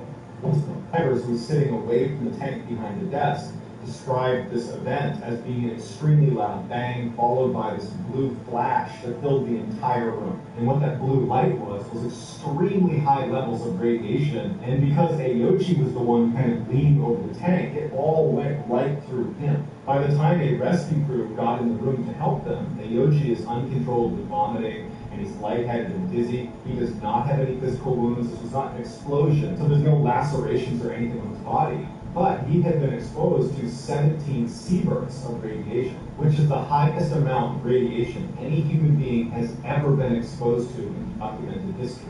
Ayoshi was airlifted to a hospital, and doctors and nurses were actually kind of amazed at how well he was doing in those first few days. Again, he did not have any burn marks or anything on his body. He did have a little bit of redness on his right arm, which was positioned directly over the tank when this criticality event occurred, but he was in good spirits and was even joking around with staff about how he can't wait to get home. In reality, Ayoshi died as soon as he was exposed to that criticality event and received 17 sievert radiation. He was what's known as walking ghost phase, where due to high levels of radiation, all of his chromosomes had been obliterated, which meant his body did not have a blueprint to reproduce cells. So basically, he appeared alive and well because his body had created all of these cells in his body story rapidly, but as they accept back up, they do not be complete, which means you want to notice your body is currently your body. Tragically, after Dr. condition and informed the he did not seem to think there would be that serious consequences for being exposed to that level of radiation. He thought he was clear, he would make it past a couple of days. He thought maybe at worst he would develop leukemia later in life because he thought that was a thing with radiation. And really his concern was that he might have to stay in the hospital for a little bit longer. 3 weeks after the accident, the contestants began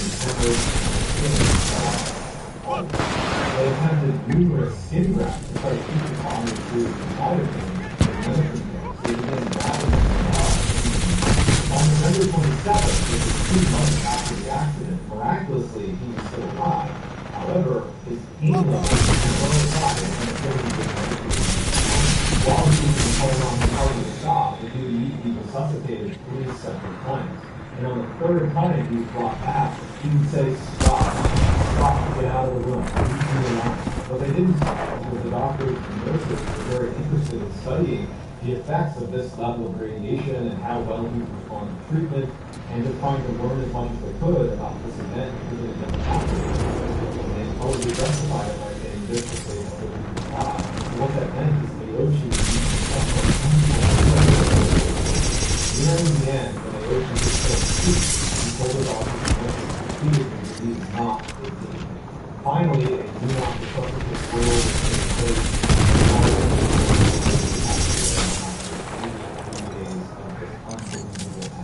the truly famous picture that is associated with this story you feel so inclined, it's not that difficult. This picture, however, is deeply disturbing of Aoshi right after he's arrived at the hospital. He is in that walking ghost face. All of his chromosomes have been obliterated. He is effectively dead right now in this picture. He just so that's what we do, guys. Let me know what you want of the story, and I'll pin that comment. If you enjoyed today's story, and my friends already, please wait till the next time you can take a shower and then flush the toilet. Also subscribe to this channel and turn on all notifications so you don't miss any of our weekly 3, 4, even 5 video updates. If you want to get in touch with me, you can direct message me on Instagram or on Twitter using the platform. I also have a contact in the TikTok and if you have a story suggestion, please submit it to our subreddit, which is called Mr. Baldwin, below. If you want to see on Instagram, Twitter, TikTok, Reddit, YouTube, some combination, just know that I really appreciate your support. And until next time, guys, let's do it.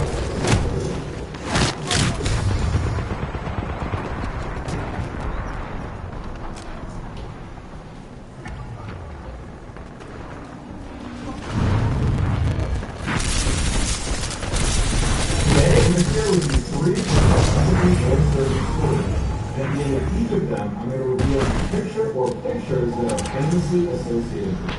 But before I get into today's stories, if you're a fan of the strange, dark, and mysterious story format, you come to our channel because all I do is upload 3, 4, and 5 times every week. So those are recommendations often made for like breakfast, but instead of powdered sugar, use baby powder and milk. Please subscribe to this channel and turn on all notifications so you don't miss any kind of suggestions. I hope you get it.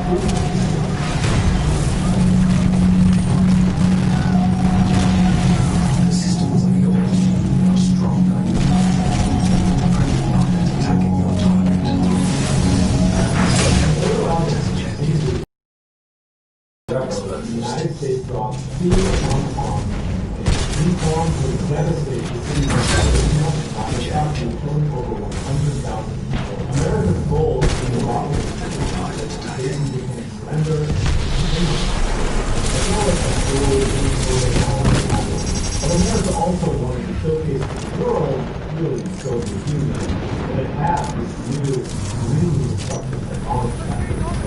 So on this 6th, 1945, first ever wartime atomic bomb over Hiroshima. At the time, Hiroshima was a bustling regional hub that served as a military communications center, storage depot, designated over operations immediately blast rolling everything. The blast burned 10,000 and the 70,000 people that were within 60 kilometers of the initial blast after dust had settled 5 swift miles. And even Como Bank was within that blast radius. That radius although the had been sitting on the north steps of the bank waiting for the they were crossing a lot of swift and had other lines against their chest right at the moment. And when they did, they were 170,000 people that were continuously this was the shadow of all of that. Their shadow remained on the front steps of this bank for over 20 years before they finally removed that section of the stairs and brought it to In 2008, famous inventor Peter Madsen, along with his former NASA contractor, began what they called the ultimate DIY project in Copenhagen then. Their plan was to build a rocket ship from scratch and fly it into space. The product anti-establishment standards. But by 2014, they still hadn't completed their rocket ship. In fact, their efforts were stalled because Madsen and Tucker had refused to publish NASA falling out, and Madsen had actually left the project and moved literally across the sea to set up his own rocket building project with a separate team. 3 years later, in 2017, a freelance pilot, Ken Bao, who was staying in Copenhagen with his boyfriend at the time, heard about the rival rocket businesses and wanted to destroy it. In 4 years, Kim had been a freelance reporter. She had traveled to places like Haiti to write about practitioners of voodoo, to Sri Lanka to document the terrorism that goes on in the former battlefield during the Civil War, and to Cuba to follow the underground network of culture and people. Kim was fascinated with what she called the clear points of rebellion. Here was just such a story, literally down the road. She desperately wanted a trip to the NASA. It proved to be very difficult to get culture, and as months went on, she learned a lot. She started to use culture she had been able. But on August 10, 2017, the day before she was away from Houston, she got a text message from NASA saying that not only did he do but he would do it that night, Friday on his October 7th. Prior to being known for his rocket building messages, was this only something that was put on the map of famous. Kim immediately suggested exactly what he was for inventing. The idea was separate from the submarine that was only at work. Before she left, she asked her boyfriend if he was wrong. And he would say he was really close to go, oh, this thing and since Kim was already not the people, he told her that she could just go have a good time and see what Kim leaves her apartment and gets down to the dock. Madsen, she and Madsen would get on again. But before they went underneath the water, Madsen got his cover to drive past their apartment, so Kim could wait for her boyfriend and all his friends around. They got past the apartment, Kim waited for her boyfriend and all his friends. Her boyfriend would take a couple pictures of her, and then Kim would go back to the apartment and follow her and go back on the Later that night, when Kim still hadn't returned, Kim's boyfriend started to get worried that something could be wrong. They did have a flight very early the next morning, and so it seemed odd that they would be back now. And so he took a flight and went down to the dock and just waited for it. By 1:45 in the morning, the boat found them to be back to home. Police launched a fire and all night they worked it. The next morning, the submarine spotted the lighthouse and one of the boats that looking for them saw Madsen flying out on the path right as the submarine actually sank into the water. Madsen now swimming in the ocean and the submarine under no submarine. The boat goes over and picks up Madsen and brings him to shore. Madsen would tell police that he started to notice some alligators with the submarine. Thought it was possible to sink. And so he pushed him to the surface and dropped her off at the island. He went back to town and the submarine got that he couldn't do it and was only able to barely escape before the submarine ultimately sank. Just over that island, right over there, we found the but Kim was never on. This is a picture of Kim waving goodbye to her boyfriend right after the picture was Kim and Madison would offer Kim coffee and cookies, she would sit down in the control area, while Madison would step away, go into his room, and begin watching videos of videos, he walked up behind Kim and he beheaded her. 1 month later, Kim's torso would wash up on the beach, and her head was discovered in the top. Unclear why Madison did this, but he was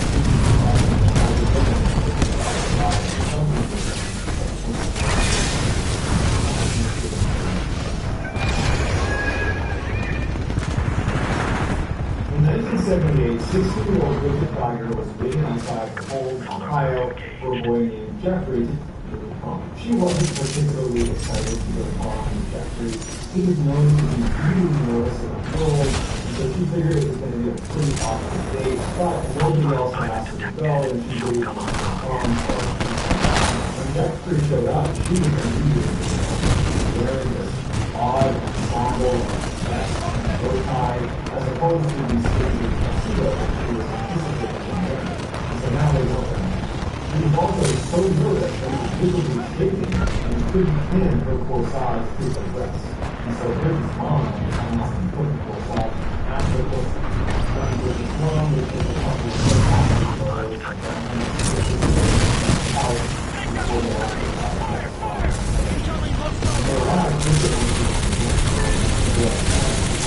lightning food, because she was not having a good time with Jeffrey so far. But she did stay with him, and it's clear that Jeffrey hated being around. He hated being around swarming dudes like teenagers. First of all, my dad is a big Jeffrey being able to Jeffrey's very relieved, he said, yes, I want to do that. There, here's the dance floor, he walks to the floor. As they walk to the sound, Jeffrey goes to turn off the Bridget, he stands but then instead of sitting there with her, he just walks away without talking to her. This is film is just going backwards, but after a really long amount of time, and it's clearly not backwards. And if you go to dance floor, she's on the integrator, where you will talk about this being a program in class. She's going to walk, goes around to the back of the farm. He's definitely sitting on a floor with feelings on his feet. He's over it. He's doing it. And so he told her that he didn't want to step outside and say, he's over it.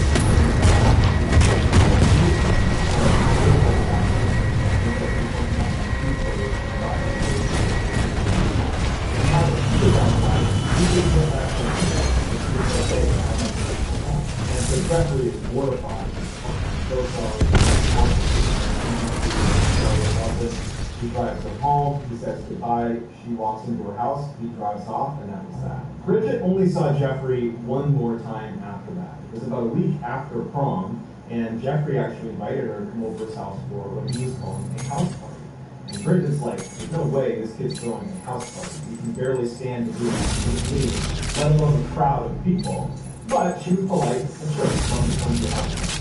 She gets there, and there's no food, there's no music, there's like 8 people there. As soon as she walks in, all Jeffrey wanted to do was have a seance and communicate with the devil. She was so immediately creeped out by Jeffrey's behavior that after only a couple of minutes, she just turned around and left his house party and did not see him again. Well, until 13 years later when she would read about him in the newspaper. 13 years later, on July 22nd, 1991, Milwaukee, Wisconsin police spot a man named Tracy Edwards running down the road in handcuffs. They run over to him and they say, what's going on? And he says that a man was holding him hostage in his apartment, that he threatened to kill me. I was able to overpower him and escape, and here I am. The police go to this apartment that he apparently escaped from, and they knock on the door. The door opens, and the police are confronted by this tall man who introduces himself as Jeffrey. He tells police this is all a big misunderstanding, and that Tracy Edwards is a friend of his, and was into him, and the police were actually close to believing him. They would even say he was really convincing. But as they're talking to him, one of the officers kind of looks behind Jeffrey into his apartment, and he sees on the coffee table what are clearly pictures of dismembered body parts. And so they arrest Jeffrey, and when his apartment was fully searched, a house of horrors is revealed. In addition to photos of body parts, the apartment itself was littered with human remains. There were several human heads in the freezer and the refrigerator, and in his bedroom was a 57-gallon drum containing more dead bodies that were decomposing in chemicals. There was also evidence that suggested Jeffrey was eating these people. Now, Jeffrey lived in a crowded apartment complex, and so other neighbors had complained about this awful smell coming from his room. But he had been able to explain it away and convince everybody that it was just some bad meat. However, the most horrifying revelation about how Jeffrey was able to conceal these horrible crimes he was committing in the middle of the city. Apparently, these men were basically experts in knowledge, but he handcuffed and tried to officers. Another boy had left the apartment in handcuffs and was running down the road, and so he stopped him. The boy couldn't really speak. He wasn't able to articulate why he was there or what he was doing. And as police are talking to him, Jeffrey comes running up the road, flags the officers down, thanks them for helping the situation. They got people loving quarrels, people who were just fine. And so the police shrug it off and say, no problem, we'll even give you a ride back to your apartment. And so they drive Jeffrey back to Jeffrey's apartment. They walk him from the side and they leave. But if the police had paid a little bit more attention, they would have seen there was a hole drilled in the back of his head by Jeffrey. He had been pouring acid into this kid's head to try to control him. And that was why this boy couldn't speak. And as soon as the police had to go back to the apartment, Jeffrey told the world. Because Jeffrey, this prom date, turned out to be none other than infamous serial killer Jeffrey Dahmer. He killed 17 people that were just days after this picture was taken of Jeffrey and Bridget. Right before they went out to prom together, Jeffrey would kill his first victim and start that 13-year killing. Dahmer was ultimately given a life sentence, but was killed by the So that's going to do it, guys. Everyone should already record the comment, just comment at the top of the comment section. If you enjoyed today's video and you haven't done this already, please offer to hit the like button direction, or instead of how we trigger, click maybe post. Also, please subscribe to this channel and turn on all notifications so you don't miss anything upload. If you want to get in touch with me, you can direct message me on Twitter or on Instagram, and we can make the same on your platforms with John Ballin 46. I also have a ton of content over on TikTok. My username over there is Mr. Ballin. If you have a story suggestion, please submit it to a subreddit called Mr. Ballin. Otherwise, you on Instagram, Twitter, TikTok, Reddit, YouTube, or some combination, just know that I really appreciate your support. And until next time, guys, that's going to do it.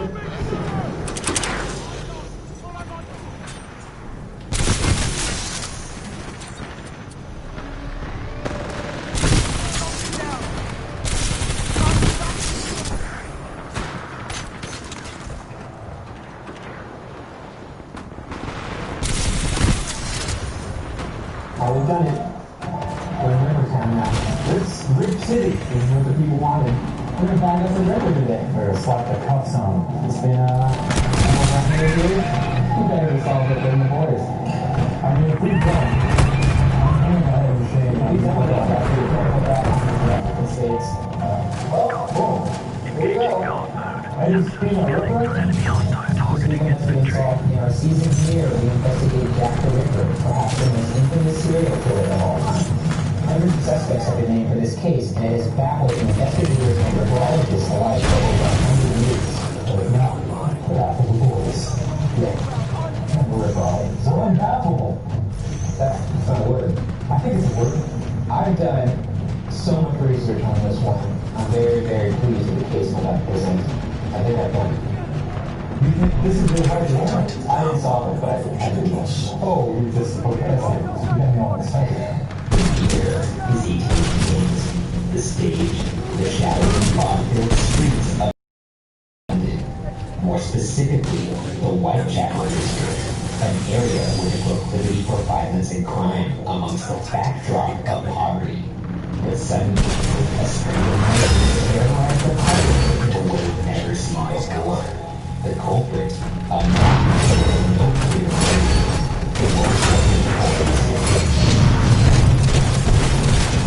forcefully murder claimed the lives of only 5, now referred to as the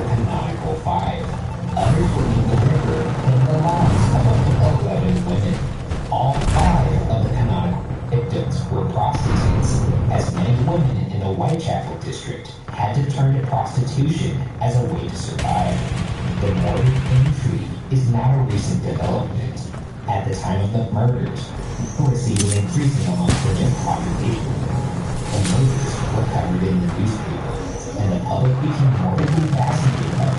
In the end, the public was so upset at the failed attempts to identify the killer that the police commissioner and home secretary eventually resigned. So was this like one of the first cases of like a media frenzy or something like this? It sounds like OJ or John Bonet.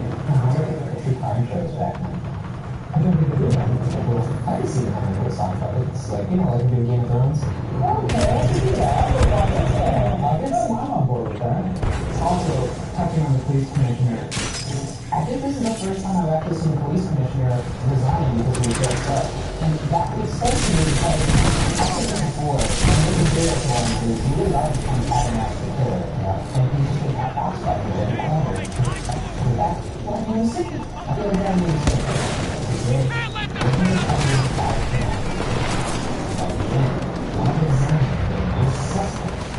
presented with a possible killer.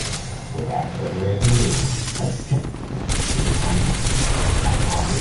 August 1888 at 3:48 p.m. The body of Mary Ann Nichols was found in Bucks Row in Whitechapel. The body was discovered by a man named Robert Cross, who claims he was walking along Bucks Row when he noticed a bundle toward the western end. Another man named Robert Paul approached the body. Police were eventually arrived on the scene. Mary Ann Nichols was on the back.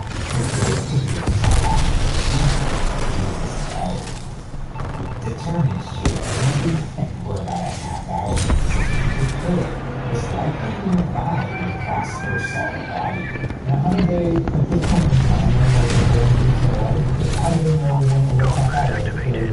Weapons energized. I see this one. That's half hour blood right there.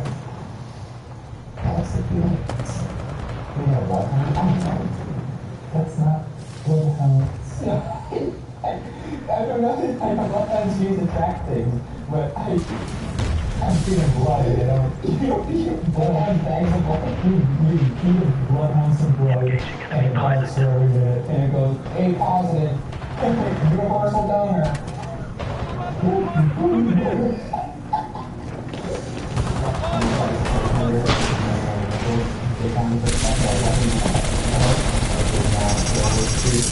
trying to feel where it was, see that little bit of light, it was, you can hear it reflected now, but you can just feel that we're towards that street down through the gateway along that highway behind the street before it was here. It's kind of amazing that there is more than just a person. That wouldn't be, Engaging hostile Titan. Closing for the kill. 1888, the body of Annie Chapman was found at Hanbury Street. Her body was discovered by a man named John Davis, an elderly resident of the 29 Hanbury Street building. Her throat was cut, and this time the violence escalated in that the murderer took her womb. So this is the approximate location of the second killing. Annie Chapman was killed at 29 Hanbury Street. Is actually over there, but where approximately Engaging guard mode. Sensing engaging enemy pilot. Shotgun armed. brewery was just like right there. Imagine at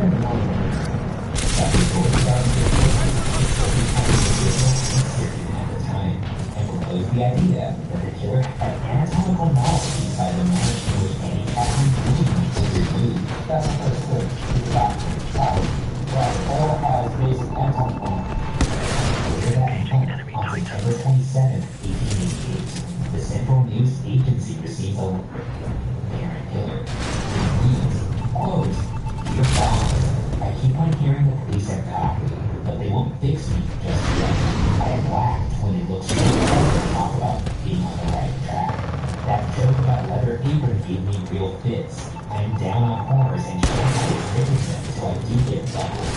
Grand work the last job. I gave the lady no time to steal. I've been Engaging multiple Titans. I love my work and want to start again. You will soon clear me with my funny little games. I saved some of into the bottle over the last step, right? So when hit like really ready to take it out, I hope. Ha ha. The next guy is to watch out for the lead gear bomb. Send it 3 times, just to fall in. For the fact that it was the wrong way. Nice. So, I wanted to look the way I get a chance. Good luck. You're screwed.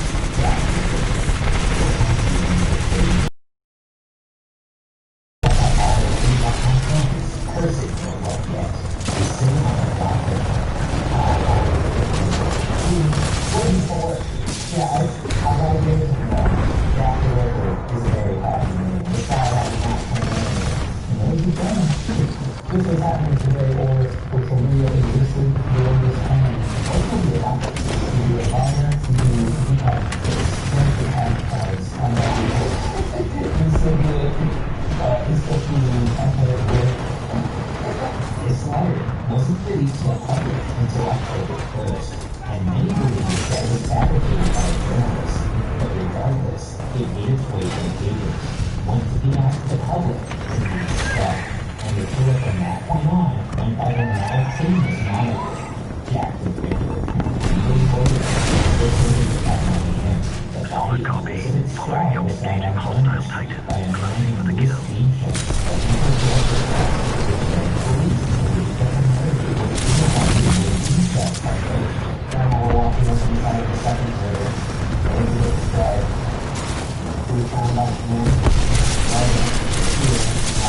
I will actually question whether or not this is the Ripper because she was basically none of the other little tricks that people just around and that stuff. Almost as if like he would walk that line and around, you know, just boom, and then he was on and you know, the whole tricks is there. He was determined that she was dead for 30 minutes when he said around 1:50. Shocking.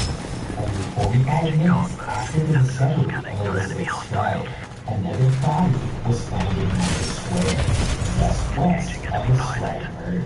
A woman named Catherine Evans was the second victim in the same night. The body was a beautiful including her face, the uterus was removed as well as her left kidney. So only 45 minutes after the murder of Elizabeth Scribe, you have to do a single time the body after I was here.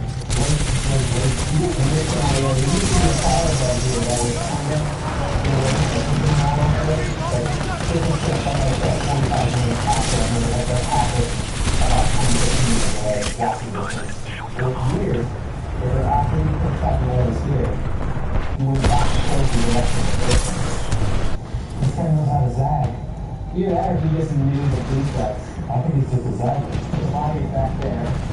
Right now we're walking somewhat near the path that we would have taken away, walking these away from the body. And then looking up at all the final impact and getting the stage after that. It's here that police were discovered and that three solid clues to the entire case. A piece of Catherine Evans' apron found near the scene of the crime. The apron was found by Alfred Long in the doorway of the apartment block in critical damage. A nearby street inside Evans' murder site.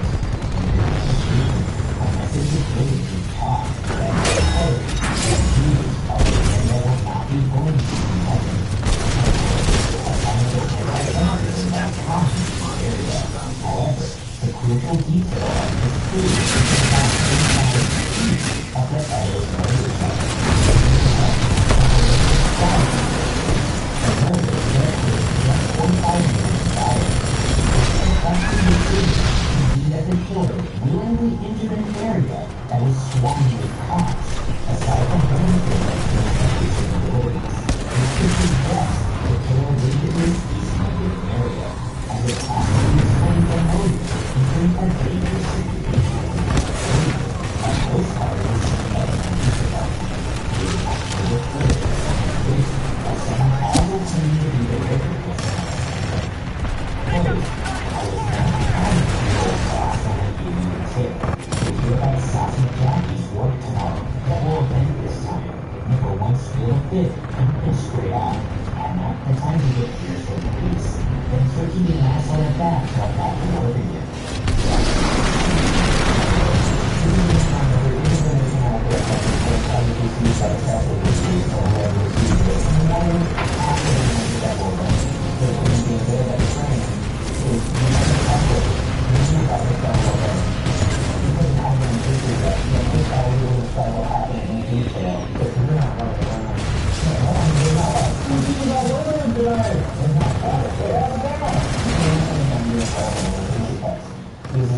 Twitter.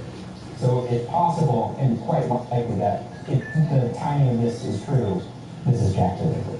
On the 13th of October in 1888, the police spent a week searching every house in the East End's worst slums, but found nothing.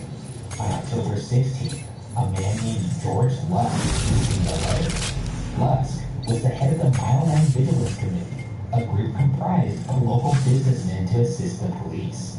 The letter was signed, quote, from hell, end quote, and was delivered in a box with half a human kidney. The kidney at the time was believed to be Catherine Eddowes' missing kidney. However, it was found to be a prank by a medical student. Wait, so the From Hell letter was a medical student? That's disappointing. I suppose, yeah. Because I love From Hell. Just that as a sign-off. From Hell. This kind of also demonstrates the climate surrounding this. Like, people weren't like, this is the worst thing on earth. There are people They're like, well, we can have fun with this. Wouldn't it be funny? It's like the Ice Bucket Challenge. Let's everybody get involved in this. Nearly a month later, on November 9, 1888, the body of the fifth and final canonical victim, Mary Kelly, was found in 13 Miller's Court in her bed by her landlord's assistant, who was seeking rent. This murder was by far the most gruesome, as her body was disemboweled and, quote, virtually skinned down, end quote. This is the last victim. Alright guys and girls, gonna take a bit of a break. Thank you for viewing our show, our channel, and I'll catch up with you guys in a little bit. We can't really know where exactly it was, but we know